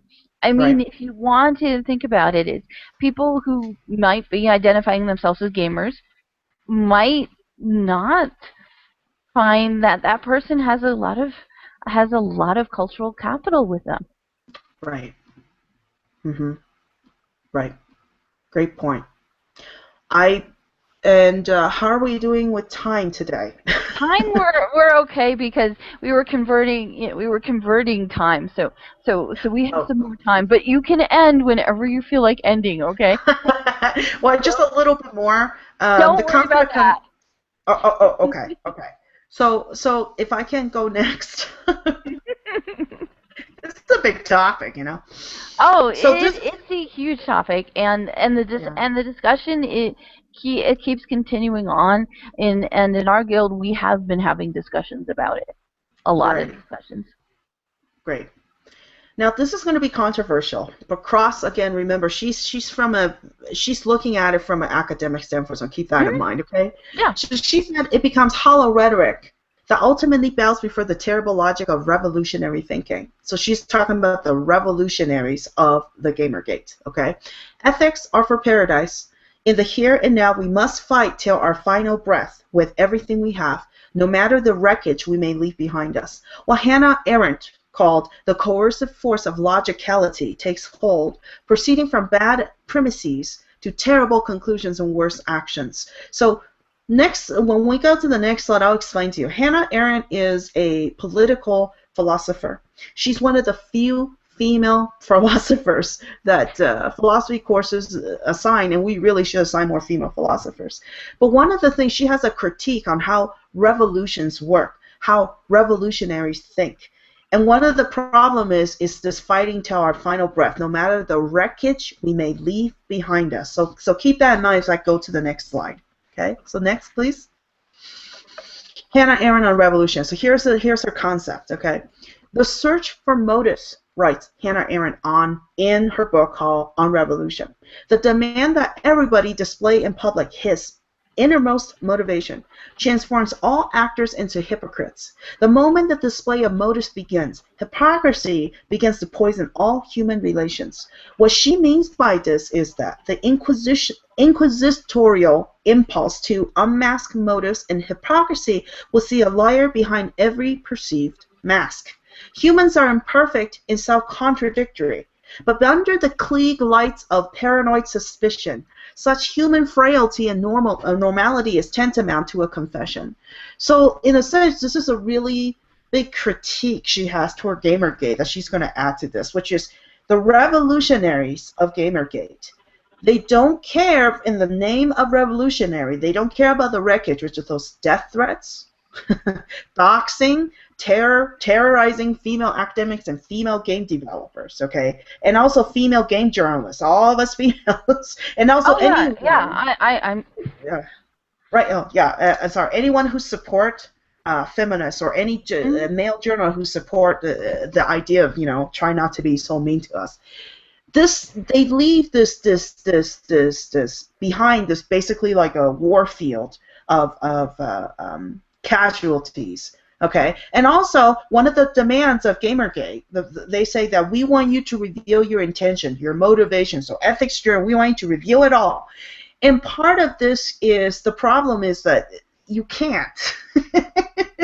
We talk about intention and there's no such thing. Postmodernist, if we go, and this is academic talk now, after postmodernism, there's no truth. We have little truth. There's no ultimate truth, okay? And if you tell someone, lay bare your motivation, that's kind of impossible. There's no such thing as pure motivation, or they will tell you the exact motivation. There's always something spinning behind there.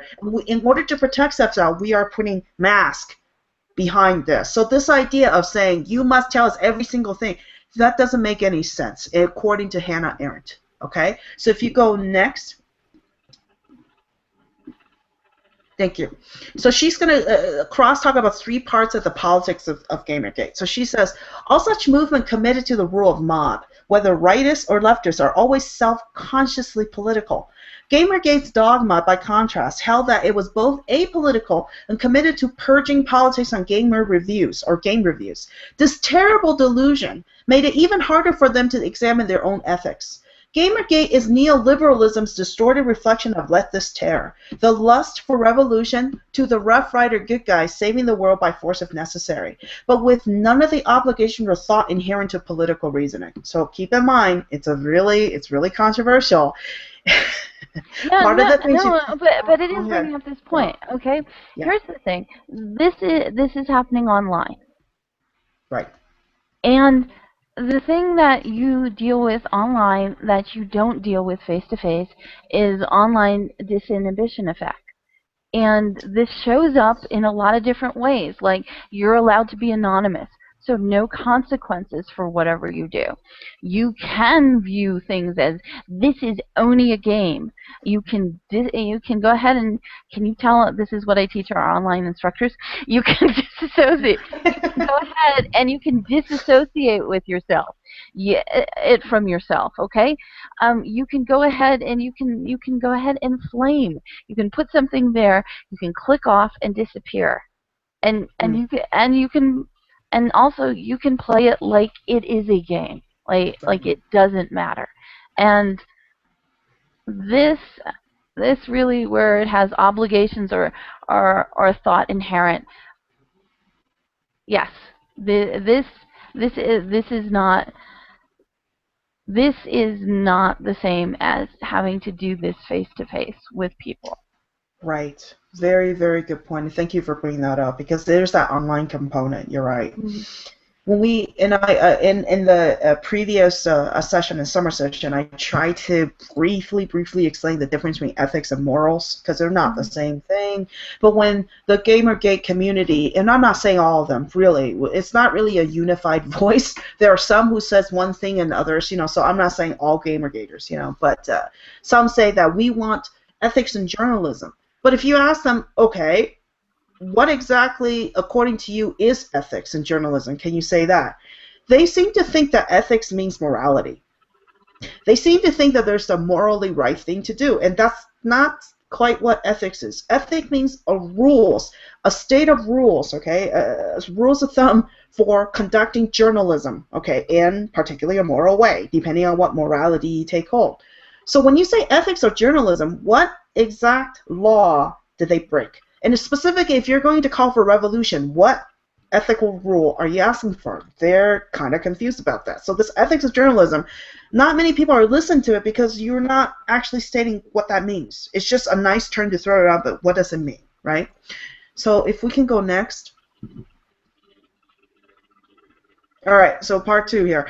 Gamergate has set itself up as a gaggle of angry consumers who have been insufficiently catered to by game journalism. Again and again, they turn to the angry refrain about a clutch of articles about the slow death of the gamer identity that were written in the wake of Zoe Quinn's recent harassment, the first wave of the Gamergate assault, though by no means her first experience with hate mobs. Those articles, they say, were the final straw from a gaming press that disrespected them and stereotyped them as sexist and harassers.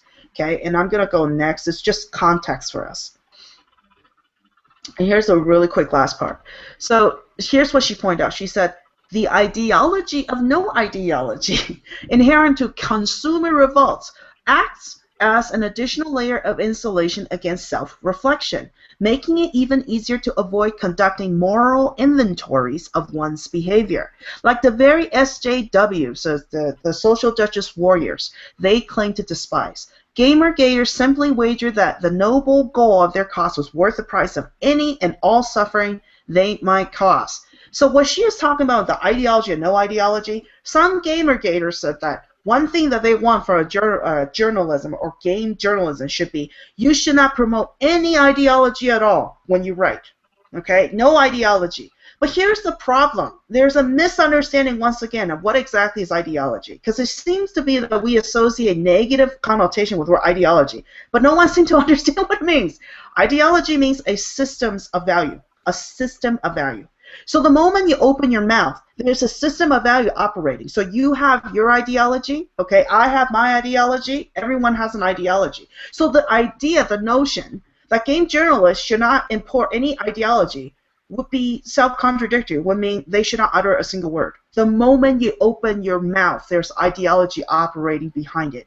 What you're trying to say is a specific type of ideology, but they are not stating that. They're saying ideology of no ideology, right? Essentially, our ideology is that you cannot have any ideology, which does not make any sense. It's incoherent. There's no solution to that whatsoever.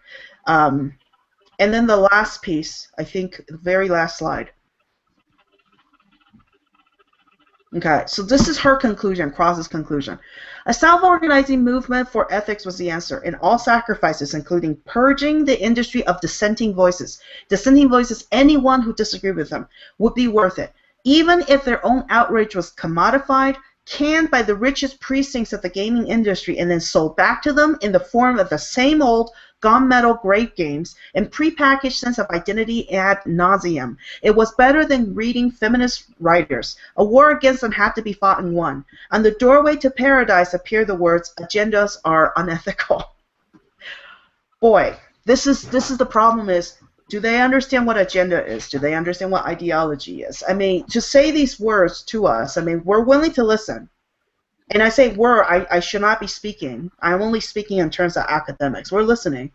But when it becomes this no, nothing, and it doesn't, there's no explanation to what it is that you're saying, and the fact that critique, game review, what they're doing is actually legitimizing games as art forms. Just like film, just like television before the meeting of games, they became art form when critique came about. Critique is to make something better.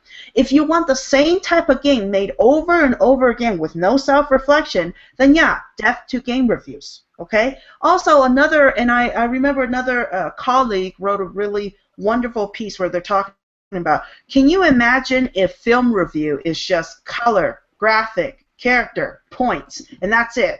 You see no commentary from the film reviewer talking about what exactly is the idea, what kind of moral values are inherent in this film, what kind of culture is it expressing, are there kind of racist attitude in this game, in this film? Then that's not kind of review that we read. So in the film review, we expect the critics to do that, but somehow in game review world, the game critics are not allowed to say anything else beyond point system or pointification, if you will, of game quality. That is not game review. So what you're asking here has to be somewhat conducive. It is actually good to critique game. It's actually good to make them better. But that's what we're basically fighting right now. Okay, I Okay. want to bring it back What to I you. was Yeah. going to say is, but the gaming community is a bit different than other communities we've seen. And it's because of their, look, it is because of their fluency and literacy when it comes to the internet, using media, and also, I mean, the term has been tossed around rather than consumers, the term prosumers. Because, look, I mean, look at something like Minecraft. How much, I mean, it's not just watching a movie. It's just not watching, it's not just reading a book. What it is actually it goes past it to creation. So I think that this community is different. This community is vocal. This community is very much immersed in the product, taking the product further and producing more with it.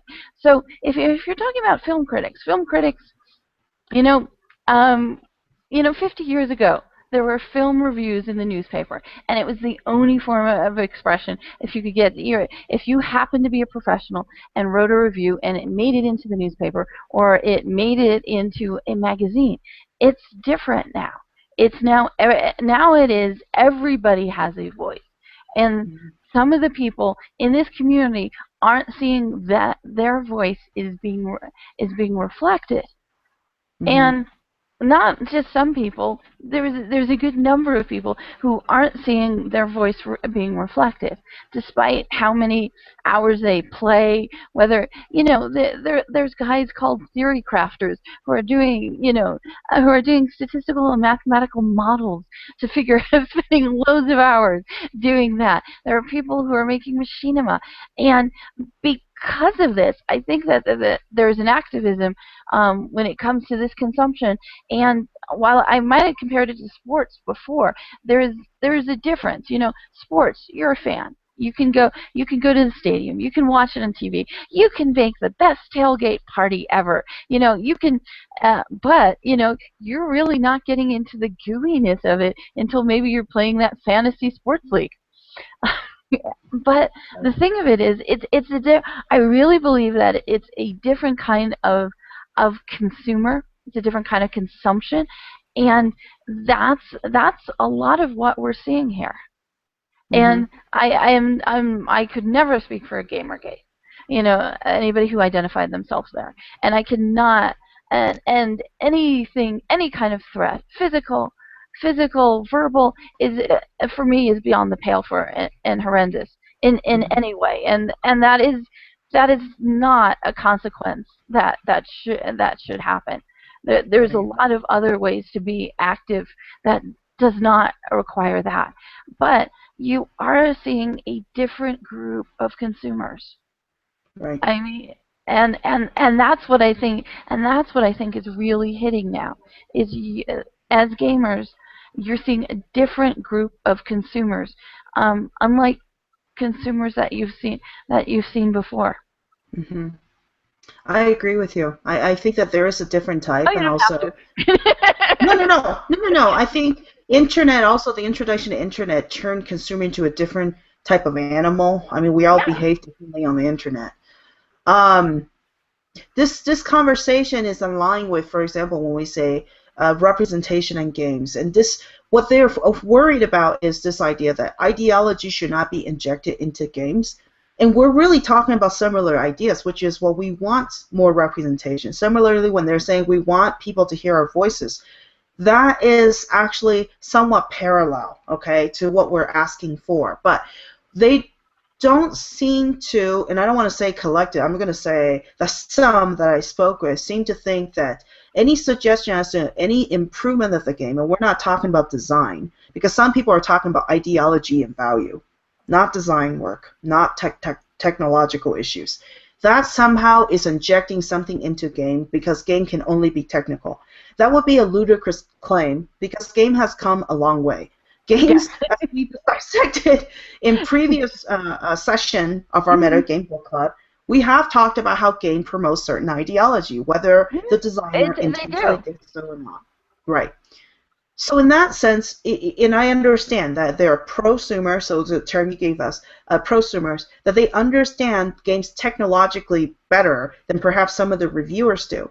But Mhm. then I also get certain feedback online, which is the idea that indie game developers have no place in development of games because they're not technologically savvy. They're not using the most advanced software to make those games. And what I always stand by is I absolutely love the indie game community because they come up with fascinating new ways to look at games that I never envisioned. Oh And yeah. even if, oh, so go ahead, please. Oh, Go ahead. I was gonna say, game's about engagement. Game is about how how playing feels, and whether Right, it immerses you, and whether whatever your definition of fun is, whether it addresses that, whether it is able to teach you anything, whether you right, can learn, whether you it's a form of entertainment, and right, you don't have to have the the latest technology to have an enjoyable, immersive game that gives you that totally hits that point of Fiero. right. Exactly.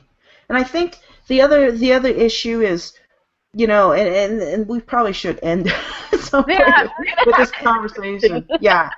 My last note, and you could add to, but to attack, for example, and Lee Alexander, who I've been reading and following her work very closely, to attack someone to express their opinion, honestly, there's no need for that.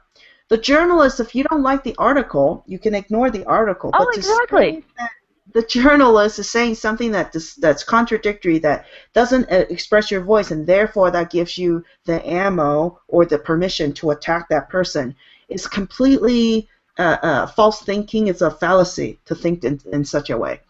So in that sense, yeah, you need more representation, but no one's stopping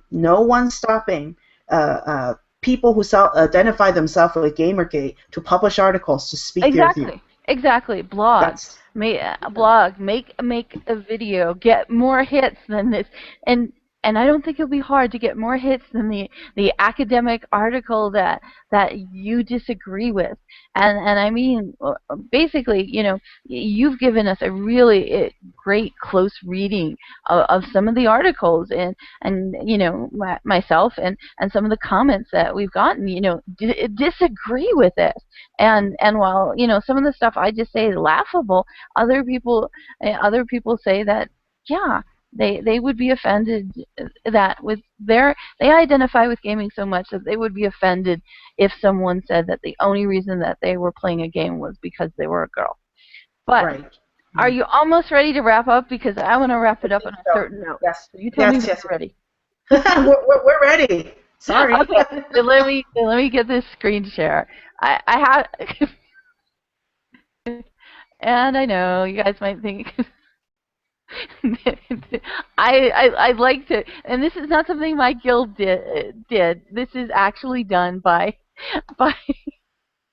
by another guild, and this is actually to help a clinic in Cleveland, and it's called Running of the Gnomes.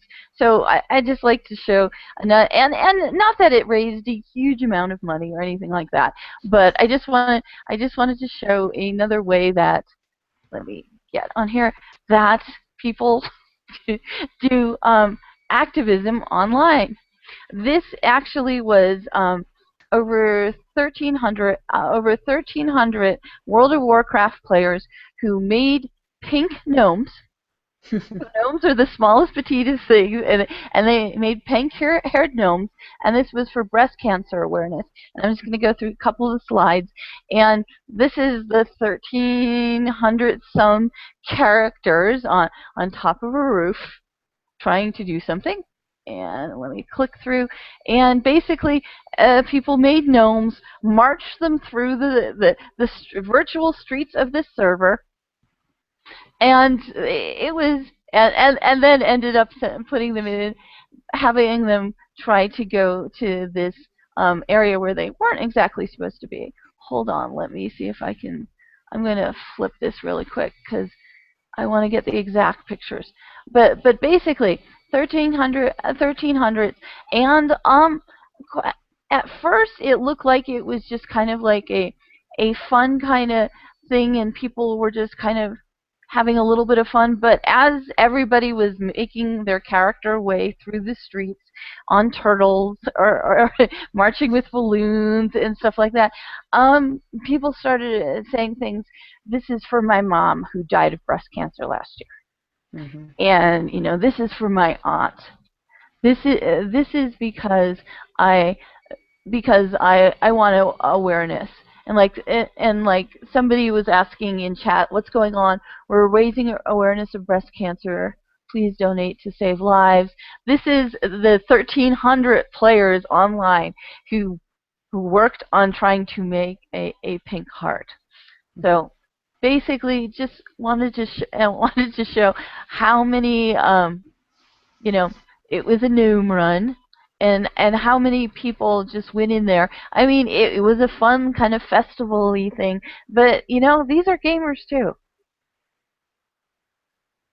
and they can obviously, if you can see, they can organize for other purposes, and this is different than what most people like. This is an example.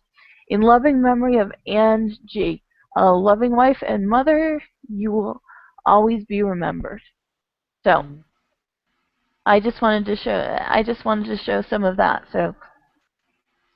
so people could see kind of another side, and that's kind of the image I wanted to end on. But what are your closing comments, Sherry? I certainly think that what you added here means that we need to reconsider what it means to be a gamer. This term, because of what you've shown us here, right? It certainly tells us that we need to reconsider from that narrow confine that we have, to exclude certain people who are not. These people are gamers, right? And the moms who games are gamers too. Yeah. Okay, so we will end it here. Thank you so much. And thank you so much for doing this with us in the book club.